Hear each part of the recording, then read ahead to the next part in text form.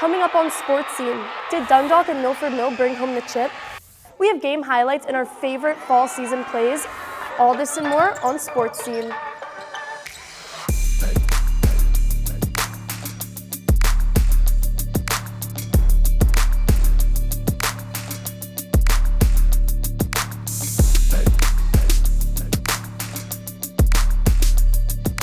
Welcome back to another edition of Sports Scene.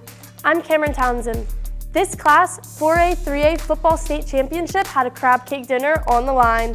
As the Mervo Mustangs from Baltimore City take on the undefeated Dundalk Owls, Mayor Brandon Scott and our county executive Johnny O had a little friendly wager on some crab cakes.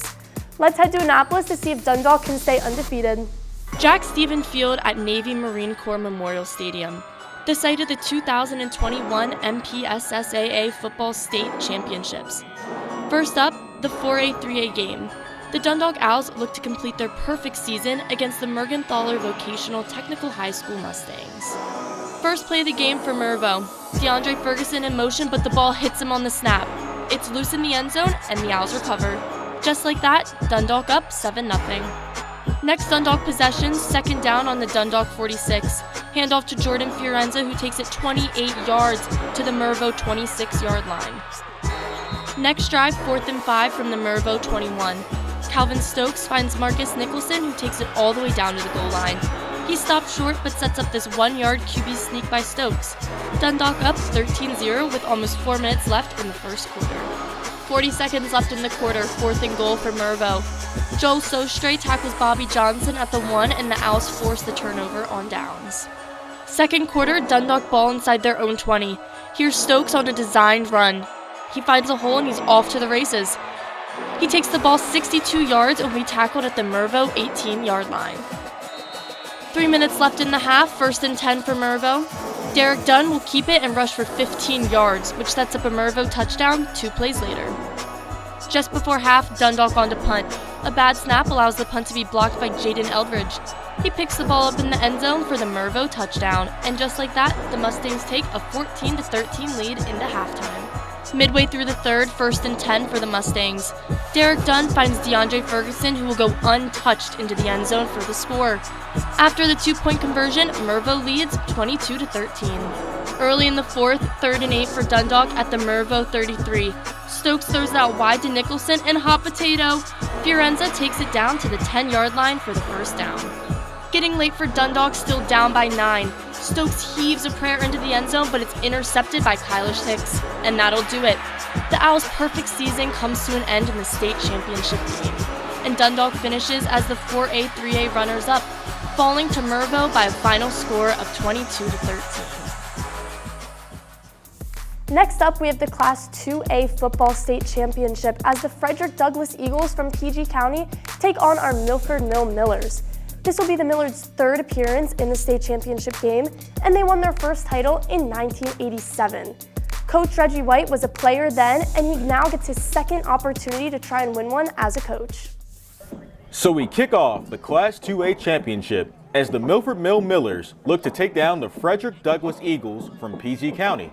Milford's defense stayed disciplined on the Eagles' first 2 drives against their triple option offense. On the Millers' first drive, they moved the ball well, but the Eagles' defense would show up, and unfortunately, that would be one of the themes of the day. On the first play of the Millers' second drive, the Eagles caused a fumble, and Emmanuel Martin is there to recover it. The Eagles were able to take advantage of this turnover with a 22-yard touchdown pass to Sutton. The Eagles were up 6-0 after 1. Early in the second quarter, the Millers started to move the ball with this 21-yard catch by Sean Curtis. But once again, the Eagles caused a fumble and recovered the football. A missed opportunity for the Millers. With 2 minutes left in the quarter, the Eagles would get back on the board with this 7-yard quarterback keeper. They would then convert the 2-point conversion, putting them up 14-0. The Millers had one more opportunity, but would turn the ball over again with an INT before the half. The Eagles would score another touchdown in the third quarter. In the fourth quarter, the Millers would manage to get in the end zone twice. This 45-yard strike to Logan set up this 1-yard touchdown run by Chris Butler. Then, a 19-yard touchdown run by Lamonte Royster. It wouldn't be enough as the Eagles went on to win 29-14. The Milford Mill Millers finished as 2A state runner-ups. In my humble opinion, I think our eyes were like too wide open at the beginning of the game, but they settled down at the end, but too much, too little, too late. I couldn't be more proud of these guys. 12-2 is not where we wanted to be. We wanted to end up 13-1, but a lot of people don't even get where we were. Great seasons by both teams. Now it's time for our winter sports. Let's head to the hardwood for some boys and girls basketball highlights as the Perry Hall Gators take on Milford Mill and Towson visits the Carver Center. We're at Milford Mill Academy for some hoops, as the Millers battle the Perry Hall Gators. The Millers came out of the gate strong as senior Sammy Scott penetrates to the cup and feeds Drew Rubottom for an easy deuce and build a 6-point lead. But the Gators would come back with this 3 by Nick Kazakos.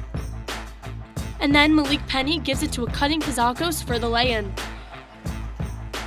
The Millers picked up the intensity and didn't panic and take an 18-8 lead to the end of the first quarter. In the second quarter, the Millers built a 13-point lead with this J by Isaiah Howard. But the Gators didn't back down and had a late run in the quarter as Corey Page Jr. knocks down this 3 and cuts the lead to 7. But once again, the Millers didn't panic as they went on this run, led by Sammy Scott, a player you better keep your eye on. And the Millers take a 32-22 lead into the half. In the third quarter, the Perry Hall Gators wouldn't go away as Corey Page Jr. was able to get this offensive rebound and cut the lead to 6. But the Millers had an answer, and his name is Sammy Scott. The Millers poured it on, which of course was led by Scott, who drains this 3. But he wasn't finished as he was just too much for the Gators to handle. The Millers went on to beat the Gators 68-39. What a game by Scott, who drops 34 on the night.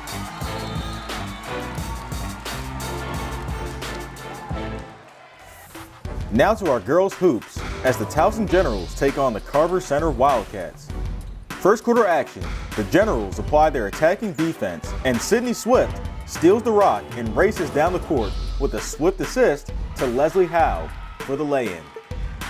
The Generals would get up big early with an 11-point lead. Good ball movement will lead to an easy deuce by Charlotte Franklin. The Wildcats would get on the board with this hook shot by Ryan Coleman. The Generals would take a 19-4 lead into the second quarter. The Generals would continue to dominate in the paint as Franklin drops 19. And Howe, from the perimeter, drops 12 of her own. Generals win 49-17. I know the winter season has started, but let's look back at some of our favorite plays of the fall season.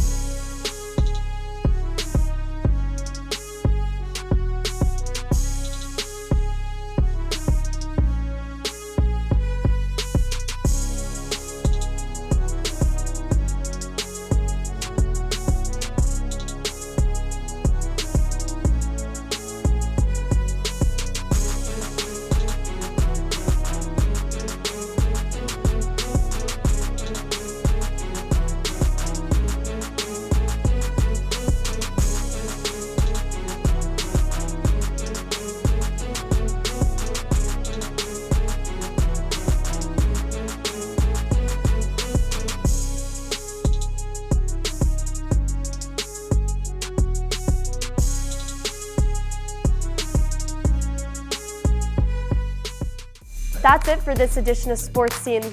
Thanks for watching. I'm Cameron Townsend, and I will see you next time.